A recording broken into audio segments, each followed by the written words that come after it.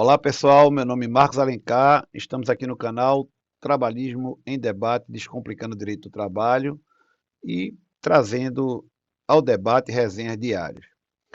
Olha, hoje nós vamos falar de uma situação que eu analiso que vem numa tendência de alta, que é a questão das demissões sem justa causa sendo anuladas pela Justiça do Trabalho com a determinação de reintegração de trabalhadores considerados doentes. Só hoje eu detectei duas notícias, tá? Uma está na primeira página do Tribunal Superior do Trabalho, que é o TST.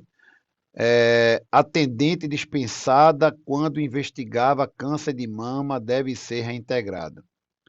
E a outra notícia que eu pensei é lá da terceira região, do Tribunal Regional do Trabalho de Minas Gerais, que diz assim: banco reintegrará empregada dispensada de forma discriminatória após serviço em home office por ser grupo de risco da Covid-19. É, vamos lá. Eu fiz aqui um roteiro para dar minha opinião, dizer o que está acontecendo, e aí cada um dos nossos seguidores, dos nossos ouvintes aqui do nosso canal, e tiram as suas próprias conclusões. O objetivo maior aqui é a gente trazer o assunto para o debate e mostrar o que é que está acontecendo. Qual é a tendência de alta? Tá? A tendência de alta é de que a Justiça do Trabalho ela vem se posicionando de uma forma mais, vamos dizer assim, mais favorável, mais homogênea, nesse sentido, de que se o trabalhador, se o empregado está doente, o empregador tem que ter uma justificativa muito grande para demiti-lo sem justa causa. Para você ter uma ideia, esse caso do TST, da atendente que foi dispensada quando investigava um câncer de mama, ela estava investigando ainda. E aí, veja que coisa interessante. Começa lá na Vara do Trabalho de Corumbá. A Vara do Trabalho reconhece que a dispensa foi discriminatória, determina a reintegração imediata da atendente e condena a empresa a pagar R$ 10.000 a título de reparação por danos morais. Quando chegou no Tribunal Regional do Trabalho da 24ª Região, que é do Mato Grosso, do Sul, este tribunal segue a mesma linha e diz: a empresa não pode descartar uma empregada por motivo de doença depois de beneficiar dos seus serviços. O tribunal constatou que a atendente era considerada ótima funcionária e que seu chefe sabia da doença. Uma testemunha confirmou que somente ela havia sido dispensada do setor e que outra havia sido contratada para o seu lugar. A empresa, por sua vez, né, a notícia que está dizendo isso, se defende dizendo o seguinte, que não foi a dispensa, não foi rescindido o contrato por nenhuma discriminação, né, não houve discriminação, que a empregada não tinha sido afastada pela Previdência Social, que a empregada não tinha apresentado sequer um atestado médico comprovando uma possível situação de doença, e que a empresa, por entender que ela não tinha nenhum problema de saúde, fez a rescisão de forma normal e ela tem o direito de fazer conforme a lei. Bem, a decisão do Tribunal da Terceira Região, que fala lá do Covid, né, é uma trabalhadora que sofre de lupus e que se baseia da mesma forma. Houve discriminação na rescisão. É uma presunção. Aí vamos lá. Qual a minha opinião? Né? Qual a minha opinião? Eu estou aqui para opinar, mas todo mundo é livre para opinar. Então vamos lá. Qual a minha opinião? Eu discordo veementemente de ambos os posicionamentos. Né? Temos que respeitar, mas discordo veementemente. Por que eu discordo? Vamos lá. Primeiro tem que se ter lei. Não se pode criar. Eu quero proteger o trabalhador que está doente, que está fazendo uma investigação sobre a doença. Eu não vejo problema nenhum nisso. Eu acho que não tem nenhum problema, desde que se tenha uma legislação. Ou a legislação que a gente é acostumado a conhecer, que é a votada no Congresso Nacional, ou uma cláusula coletiva, que é o direito negociado. Né? Então, assim, primeira coisa que eu sou 100% contrário é que essas decisões se baseiam numa súmula. Súmula é entendimento do Tribunal Superior do Trabalho, que é a número 443. O que é que essa súmula 443 ela diz?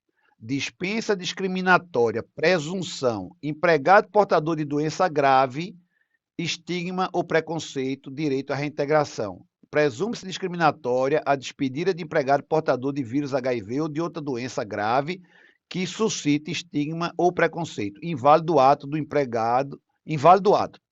Ponto. O empregado tem o direito de reintegração ao emprego. Vamos lá. Súmula não é lei. Né? Súmula não é lei. A Constituição Federal é clara em dizer que o princípio de presunção é de inocência e não de culpa. Tá? 2. A consolidação das leis do trabalho permite que o empregador demita, rescinda o contrato de trabalho sem justa causa, desde que arque com os pagamentos indenizatórios. É o aviso prévio, é a multa de 40% do fundo de garantia e demais verbas indenizatórias. Então, assim, não existe na CLT nada que impeça a demissão baseado nessa súmula do Tribunal Superior do Trabalho. Nós temos ainda, no caso do processo, um artigo 818 da CLT, que diz: cabe à parte que alega o ônus de prova. Então, não existe, mais uma vez, presunção de que alguém que foi demitido por alguma discriminação. Essa pessoa tem que provar, e não o contrário disso. Então, a súmula 443, eu sou totalmente contrário a ela, não é? Porque ela não tem alinhamento com a legalidade, com a lei. Essa decisão do TST, eles trazem também como legislação protetiva a Lei 9029 de 1995. Ora, esta lei não tem absolutamente nada a ver com o caso concreto, porque é uma lei que proíbe a exigência de atestado de gravidez e de esterilização e outras práticas discriminatórias. Mas isso precisa ser, de novo, provado. Onde é que está o grande equívoco desse julgamento do Tribunal Superior do Trabalho, na minha concepção dessa notícia, e do Tribunal Regional do Trabalho da Terceira Região, e digo mais, de muitos casos que estão acontecendo agora na Justiça do Trabalho, é que existe uma inversão, inverte-se o ônus de prova, passa a obrigar o empregador a provar que aquela rescisão que aconteceu, ela não foi discriminatória. Isso a gente chama de contraprova. Ora, ninguém é obrigado a provar a sua própria inocência. É preciso que se prove a culpa. Então, se uma trabalhadora, se um trabalhador, se um empregado, se uma empregada for dispensado ou for perseguido por algum ato ilegal, discriminatório, o que seja, cabe a ele a prova. Tanto que quando você vai para a Justiça do Trabalho alegar um dano moral, uma indenização por dano moral, eu era xingado, eu era perseguido, eu sofri assédio moral, a prova é de quem alega. A pessoa tem que reunir provas para que possa obter a condenação. Então, de novo, concluindo, eu não sou contra esse pensamento, tá? Esse pensamento protetivo, mas eu sou contra aplicar esse pensamento sem uma base legal. Nós não temos lei no país regulamentando essa história de dispensa discriminatória por presunção. Isso não existe. Então é preciso deixar isso muito claro, porque eu noto um silêncio muito grande da comunidade jurídica trabalhista em relação a isso. Ah, é a súmula 443, como se a súmula 443 ou qualquer súmula do TST tivesse o condão de superar o texto legal. Não tem, não tem, e essa súmula ela não tem base legal absolutamente nenhuma. Não sou contra que se proponha no Congresso Nacional e que se busque uma legislação protegendo as pessoas que estão enfermas, que estão investigando alguma doença, que elas só possam ser demitidas através de um inquérito ou de uma sindicância, de uma prova mais robusta. Agora, o que não pode é o Tribunal Superior do Trabalho, são os regionais, ficarem julgando os casos, dizendo com base na lei tal, com base na súmula, como se fosse uma lei. Nada disso. A Constituição Federal é clara. O princípio de presunção é de inocência. A CLT permite a demissão sem justa causa de qualquer empregado que esteja apto ao trabalho. Não há nenhuma restrição quanto a isso. E a CLT também prevê que, no processo, quem alega tem que provar o alegado. E não se pode presumir culpa. E é isso que, infelizmente, está acontecendo. Porém, para concluir, é uma tendência, tá, que vem crescendo nos tribunais.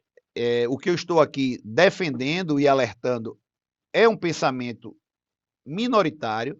Então, cabe ao empregador, não é? Infelizmente, nós estamos no Brasil e o Brasil roda nesse ambiente. Cabe ao empregador estar mais atento à jurisprudência do que à lei. Então, na hora de demitir qualquer pessoa que tenha algum problema de saúde, é muito importante que se tenha todas as cautelas para demonstrar que aquela demissão não está sendo feita de forma discriminatória porque aquela pessoa está doente. Aí é preciso que se que se observe isso, que apesar da lei não prever que você faça prova contrária, né, prova da sua inocência, mas nesse caso é assim que a coisa está funcionando. Então não adianta você ir contra a maré, porque são decisões de vara, de tribunal regional e de tribunal superior do trabalho. Essa história que muitos empregadores dizem, eu vou para o Supremo. Olha, ir para o Supremo é igual um funil assim, ó. É um caso em 1 milhão de casos. Normalmente, esse tipo de situação que envolve matéria de fato termina no Tribunal Regional do Trabalho. Você só tem direito a se defender na vara do trabalho e no Tribunal Regional do Trabalho. Então, não adianta dar murro em ponta de faca, né? Nós temos aqui falar, protestar, né? Nós, quando a gente fala protestar, é porque advogado, quando alguma coisa que acontece numa audiência ou num julgamento que é contra o interesse da parte, ou que viola alguma lei, o advogado tem que dizer, eu registro meus protestos. Então, é uma questão técnica aqui protestar. Nós temos que registrar um protesto de que isso é um entendimento equivocado, retrógrado, porque está violando a lei. Se o Tribunal Superior do Trabalho quer decidir assim, ele precisa se amparar na lei e não em súmula, porque súmula não é lei. É isso aí. Vou colocar os links da notícia, da súmula e dessa lei que eu falei, que não tem absolutamente nada a ver com rescisão nesses termos que estamos aqui tratando, que é a Lei 9029 de 1995, uma lei muito antiga que não tem absolutamente nada a ver com isso. É isso aí. Em breve nós voltamos. Tchau.